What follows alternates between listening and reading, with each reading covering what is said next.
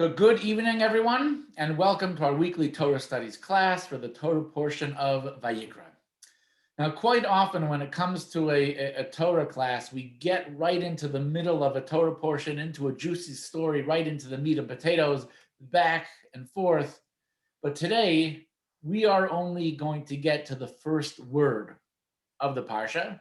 And not just the first word, but we're really going to be focusing on one letter. So let's begin with text number 1, right at the beginning of the Parsha. And he called to Moshe, and God spoke to him from the tent of meeting, saying. Now, looking at the Hebrew here of the verse, is there anything that jumps out at you that appears to be unusual, especially when it comes to the first word of the sentence?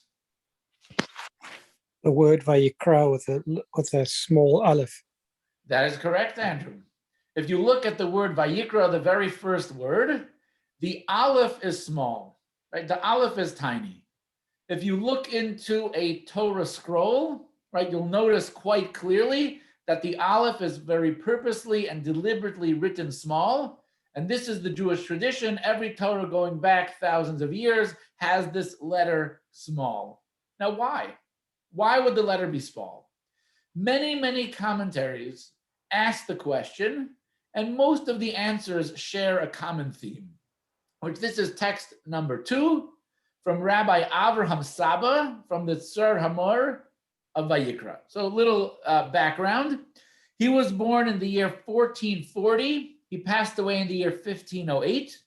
He was a Bible commentator and preacher born in Castile, Spain. Rabbi Avraham Saba was a prolific writer, but his manuscripts were lost as he fled from Spain and Portugal when the Jews were expelled. Settling in Fez, Morocco, he reproduced many of his lost works, including his Torah commentary, Tzoror Hamor. So he says, perhaps the reason for the small aleph is in line with what I wrote previously, namely that out of his great humility, Moshe distanced himself from any sort of prestige. He fled from the stage so much that God had to call out to him. Thus, the aleph of the word Vayikra, and he called, is small. So based on Rabbi Avraham Saba, and many commentaries have this theme, the letter aleph, the small letter aleph, it's a reflection of Moshe's humility. He was a giant of a person. He was greater than great. Yet when God had to call him, right, he almost had to chase him down, so to speak. Due to Moshe's humility, it's reflected in the small aleph. Now, what precisely is Rabbi Avraham Saba referring to? Now, this is text number 3 from the famous incident of the burning bush. And now, behold, the cry of the children of Israel has come to me. And I have also seen the oppression that the Egyptians are oppressing them. So now come and I will send you to Paro and take my people, the children of Israel, out of Egypt. But Moshe said to God, who am I that I should go to Paro and that I should take the children of Israel out of Egypt? Right? This was Moshe's attitude. He was not pushing himself front and center. He wasn't looking for the limelight. He wasn't looking to lead. Rather, God had to essentially chase him down. That's reflected in the small aleph, Moshe's humility. So we learn that the smaller than average aleph in Vayikra, this represents Moshe's notable humility. However, this leads us to a question. This is not the only time that we see differently sized letters throughout the Torah. Here we have a small aleph, and the small aleph means humility. But what happens if there's a big aleph? What does that mean? So if we go to the book of Divrei Hayamim, known as Chronicles, a book from Tanakh, we find this expression. Adam, Shes, and Enosh. Right? 3 people are described. Anything unusual here about any of these Hebrew letters? Anything you notice might be a little bit different? If you look at the letter Aleph in the word Adam for Adam, it's big, it's large. So how are we meant to understand that? We just said that the small Aleph is humility, right? What are we to make of the large Aleph in Adam's name? Does Adam teach us to be haughty? If we learn from the small letter in Moshe's name that we ought to be humble, does the large letter Aleph in the name of Adam, right, represent haughtiness, ego? And is this some type of instruction for us? So what are we to make of the small Aleph, and what are we to make of the large Aleph? The Alter Rebbe was the founder of the Chabad movement, and he raised his grandson. His name was Menachem Mendel, who grew up to be the Tzemach Tzedek, the third leader of the Chabad movement. And they once had a conversation based on this exact question, and this is text number 5. The previous Rebbe, Rabbi Yosef Yitzchak Schneerson, that would be the 6th Rebbe, once described at a Pesach Farbrengen how the Alter Rebbe brought his grandson, the Tzemach Tzedek, to school when the latter was a small boy. The Alter Rebbe instructed the teacher to begin studying the book of Vayikra. After his first lesson with his teacher, the young boy asked his grandfather, "Why is the Aleph of the word Vayikra small?" The Alter Rebbe entered into a spiritual trance for a short while and said, Adam was God's literal handiwork, about whom God testified that he was wiser than the angels. Adam was aware of his own worth, and that eventually got to him, ultimately leading to its downfall with the sin of the tree of knowledge. Moshe, our teacher, he too was aware of his own worth, but not only did it not go to his head, the very opposite happened. It caused him to be extremely broken and humble, as he thought that if another Jew, not Amram's son, and the 7th scion from Abraham, that's referring to himself, if someone else would have possessed a soul as lofty as his and a pedigree like his, that person would have certainly outdone him. When God gave the letters at Mount Sinai, they came in 3 sizes: small, medium, and large. The Torah is written with medium-sized letters, conveying the message that a person ought to be a Beinoni, which he or she can achieve by studying Torah. Whereas Adam stumbled into sin by dint of his excessive sense of self-worth, the Aleph of his name appears in large typeset. Whereas by contrast, Moshe achieved the greatest levels of humility by focusing on his unworthiness, so the Aleph associated with him is small. So the Tzemach Tzedek, as a young boy, asked this question to the Alter Rebbe. The Alter Rebbe does not only answer the question, but he compares and he contrasts the large letter of Aleph, which represents the ego, the haughtiness, the sense of self-worth of Adam, which led to his downfall, versus the humility of Moshe, the small letter Aleph, which was the key to Moshe's success. However, this leads us to 3 important questions.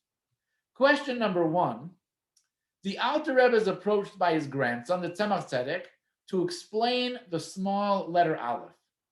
That's the whole question. Why did he choose to discuss Adam?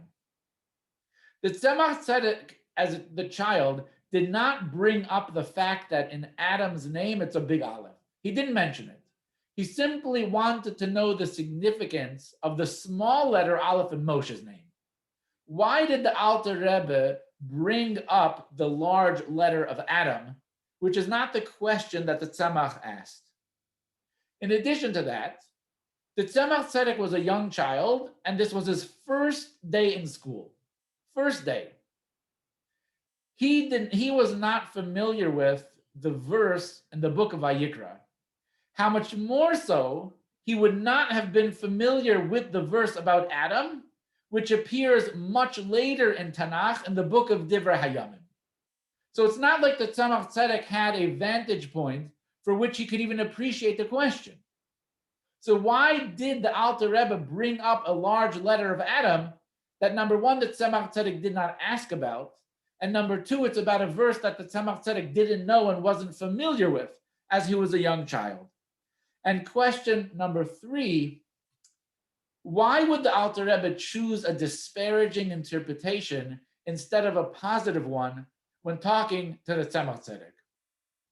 The Alter Rebbe explained the large Aleph in the name of Adam in a negative way. It represents his large ego, it represents his oversized haughtiness, and it led to his downfall. Why focus on a negative interpretation of the letter Aleph when in fact there are positive interpretations of the letter Aleph? Some of the commentaries suggest, why is the letter Aleph big in Adam's name? It's a reflection of his greatness. He literally was created by God himself and possessed an intellect, a spiritual sensitivity beyond anything we could possibly imagine. The Torah tells us that after he was created, all of the animals came before him and he named each one. Could you imagine the insight that Adam had to have, not just to call an animal Wiggles, right? He didn't just make up some cute name. He gave them the name that was actually a reflection of the essence of what they are. We're talking about serious, real, true, proper Hebrew names. Adam was great.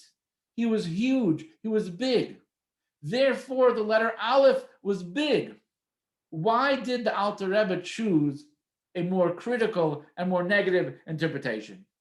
And what makes it even more surprising is that in another place, the Alter Rebbe himself actually gives a positive interpretation to the big letter Aleph. He gives a positive interpretation. And he says, why is it a big letter Aleph? Because Adam, before the sin of eating from the tree of knowledge, was so unbelievably great that the big letter Aleph represents the greatness of Adam before the sin. So if even the Alter Rebbe agrees that the letter Aleph represents the greatness of Adam, why in his response to his grandson, the Tzemach Tzedek, does he bring in Adam in a negative light? So the reason that the Alter Rebbe did this is for us to really appreciate what the small letter Aleph means, for us to really appreciate what humility is and how it's meant to operate and function in our life. We first need to understand the big Aleph. We need to understand the role that ego and haughtiness plays in our life. Only then can we greatly appreciate the small letter Aleph, and this is why the Alter Rebbe compares and contrasts the two. Because if you look closely, the Alter Rebbe was not really just criticizing Adam. He was criticizing a part of Adam, an element of Adam. But really, what was he saying? He was saying that you have to be just like Adam, but you have to be like Adam before the sin. Like, be like Adam before the sin. What was Adam before the sin? He was great. And he knew his greatness. He understood his greatness. So the Alter Rebbe is telling his grandson, you must be like Adam before the sin, which means you have to be aware of your talents and your skills. We know how important it is that we have to be aware of our shortcomings. We have to be aware of what we lack and seek to correct them. How much more so we have to be aware of the positives that we possess, the skills and the talents and the gifts that we have to offer. We have to know them. We have to use them. We have to be confident in our skills and talents. We have to own them. We have to recognize we have skills. We are capable. And that should empower us to act and enter the world. So why does the Alter Rebbe bring up Adam? Because we have to be like Adam. We have to have that large letter Aleph, which represents our awareness of our talents and skills. So we're confident to go out into the world and to contribute and to make a difference. This is text number 9 from the Rebbe. Every Jew possesses tremendous worth, and as such, any Jew can readily see his or her self-worth. After all, a devout Jew's true value flows from a holy and godly source, and as such, there is no concern that such thoughts of self-worth would ever lead to negative consequences. What's more, a person must have this sense of self-worth, so much so that at times it's the only way to overcome the challenges of the mundane and material reality around us. When a Jew approaches his or her life with a proud and strong stance that flows from holiness akin to a tzaddik, all challenges dissipate. Sometimes we have to be like a bulldozer. Right? Sometimes we have to know I have talents, I have skills, I can accomplish and I will accomplish. And when you have that mindset, you're able to overcome so many of the obstacles that happen in life. Right? One of my absolute favorite stories of all time, I know I've said it in previous classes, takes place with, I believe his name was Rabbi Moshe Hecht. He was sent by the 6th Lubavitcher Rebbe to New Haven to start a Jewish day school. After many years of running the Jewish day school, it was so challenging, it was so hard, there were so many problems, he felt he simply could not do it anymore. He felt he is not capable, he can't happen. And he writes a letter to then the 7th Rebbe, essentially saying he is not capable, he doesn't have the ability, he no longer can do it, and the Rebbe needs to send help. The Rebbe responded to him, no worries, all your problems are solved, because I already sent to New Haven the most capable and talented, skilled individual. His name is Rabbi Moshe Hecht. And if you have not met him yet, it would be worthwhile to meet him. And this completely, totally changed Rabbi Hecht's attitude. The Rebbe was talking about him. We all have skills and we have talents and we have abilities. We have to uncover them. We have to recognize them. We have to believe in them. Know your skills, believe in them, and then you are going to be able to use it. However, the Alter Rebbe then said, as much as Adam was worthy of that big letter Aleph, because he was great and he knew that greatness and he used it, however, it's risky, it's dangerous. If a person spends a little too much time thinking about their own greatness, it will not be confidence, it will be ego, and it's going to be a disaster. It's going to be terrible. And that is ultimately what Adam to sin with the tree of knowledge. His knowledge of his own self-worth, he took it too far, and it led to ego, which led to rationalizing a sin, which changed all of the future. And there, the Alter Rebbe leads back to the small Aleph of Moshe. Yes, there's a big Aleph, and we have to aspire to have that big Aleph, but don't get carried away. We always have to contrast the big Aleph with the small Aleph of Moshe. What was Moshe's attitude? Yes, I may have all these skills, but you know what? If someone else was born with the same skills, they might be better. They might do better. There's no reason for me to have an ego because I didn't earn it. I was born with this spiritual legacy. I was born with these skills. Did I develop them? Sure, I developed them. But you know what? If Sandy Kainer was born with these skills, maybe she would be a much better Moshe Rabbeinu, right? Maybe Andrew would be a better Moshe Rabbeinu. So this keeps a person humble, right? So as great as you are, never let it get to your head. And this idea was very cutely sent to me today in a WhatsApp message that I'm going to share with you here in a moment. Okay. This is from the Humans of Judaism account on Instagram. Because Albert Einstein was born in the German Empire on March 14, 1879. When he arrived to Hollywood in 1931, it was said that the only person he wanted to meet was Charlie Chaplin. Einstein, what I most admire about your art is your universality. You don't say a word, yet the world understands you.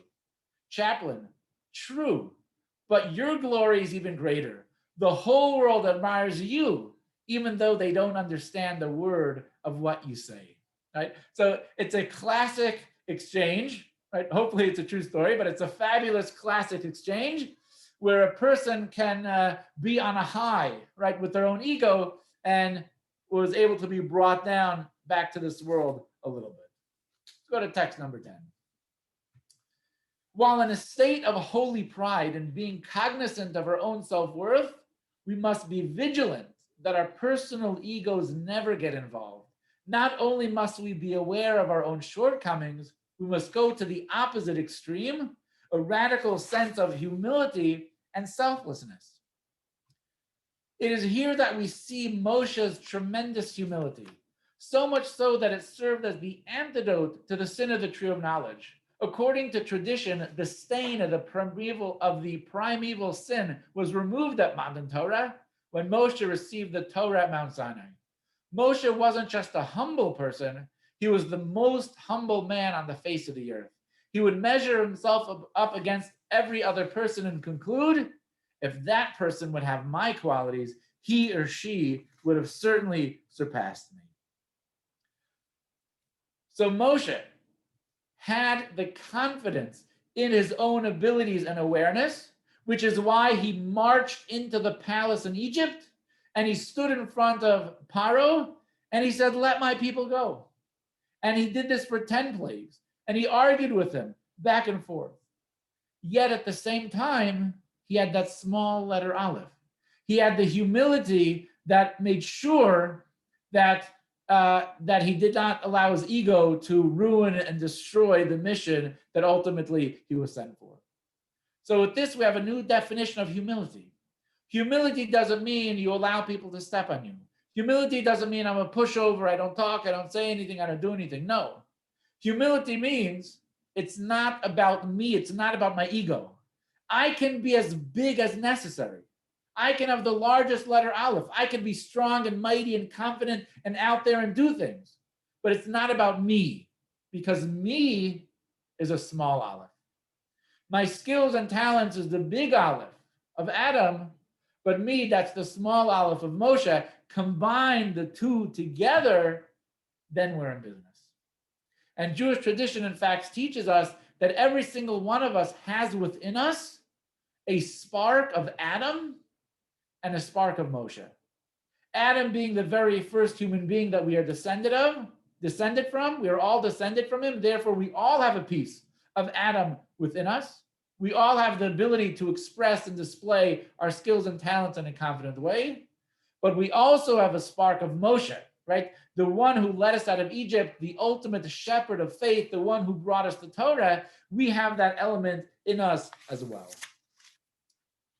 So we all possess a spark of both Adam and Moshe in our soul.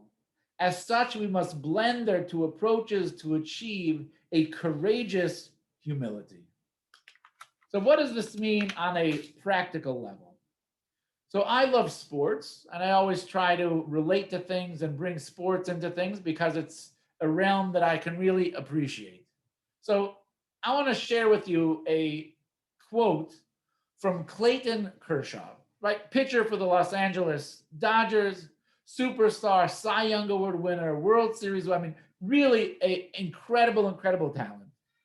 So he wrote, I didn't do anything to deserve this gift.